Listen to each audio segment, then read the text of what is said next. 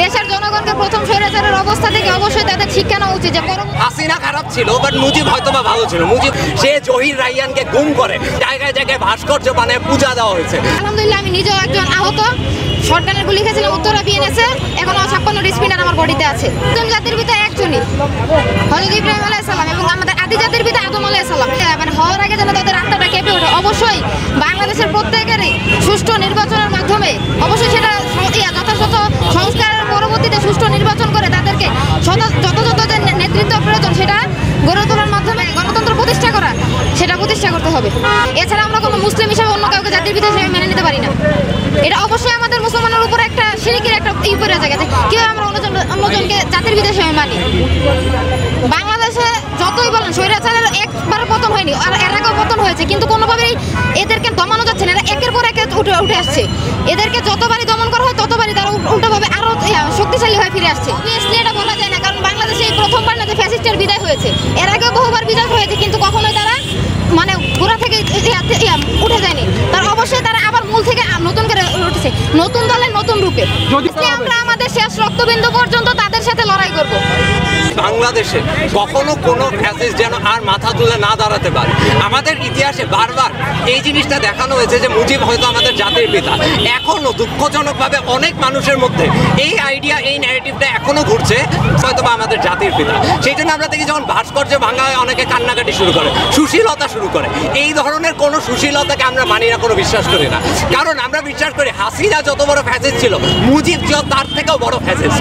আপনি যদি হাসিনার তৈরি করা ডেথ কাউন্ট দেখেন, হাসিনা জুলাইয়ে কত মানুষকে হত্যা করেছে, 2000-এর উপরে লাশ তৈরি হয়েছে তার জন্য। কিন্তু আমি যদি মুজিবের ব্যাপারে চিন্তা করি, মুজিব 40,000-এর উপরে মানুষজনকে হত্যা করে এবং লাশের স্তূপ তৈরি করে, কারণ এই মানুষগুলো তার পলিটিক্যাল অপোনেন্ট ছিল। সে রক্ষী বাহিনী কায়েম করে হাজারে হাজারে মানুষ হত্যা করে। তার তৈরি করা দুর্ভিক্ষের জন্য লাখ লাখ বাংলাদেশি মানুষজন অনাহারে মারা যায়। এবং এই যে এতগুলো মাহারা সন্তান, এদের প্রত্যেকটা কান্নাকে আমরা মনে রাখি, আমরা বুকে ধারণ করি বলেই আজকে আমরা মুজিবের প্রতি ঘৃণা তৈরি করছি। আমাদের সামনে বারবার যে ইতিহাসের ন্যারেটিভগুলোকে ঘুরিয়ে দেওয়া হয়েছে, এই যে ফ্যাসিস্ট আইডিয়া কায়েম করা হয়েছে, মুজিবকে একটা দেবতার আসনে তৈরি করে একটা ধর্ম বানানো হয়েছে। মুজিবের তার জন্য মুজিব বর্ষ পালন করা হয়েছে, যখন যেখানে আমার দেশের মানুষজন কোটি কোটি টাকার ভাস্কর্য তৈরি করা হয়, কিন্তু আমার দেশের মানুষজন নিজের সন্তানকে বিক্রি করতে বাধ্য হয় দুবেলা ভাত পাওয়ার জন্য। এরকমই ছিল হাসিনার শাসনে মুজিবের গ্লোরিফিকেশন। মুজিব কত ধরনের নিকৃষ্ট কাজ করে সেটা কোনো সীমা পরিসীমা নাই। হাসিনার যে তৈরি করা কালচার আপনারা দেখেন, এই যে গুম খুন ক্রসফায়ার, এই প্রত্যেকটার বিগিনিং স্বাধীন বাংলাদেশে শুরু করেছিল মুজিব। তার বোন যখন তার কাছে যায় মুজিবের কাছে জহির রায়হানকে খুঁজতে, তাকে বরং থ্রেট করা হয় যে তুমি কথা কম বলো, না হলে তোমাকেও গুম করে দেওয়া হবে।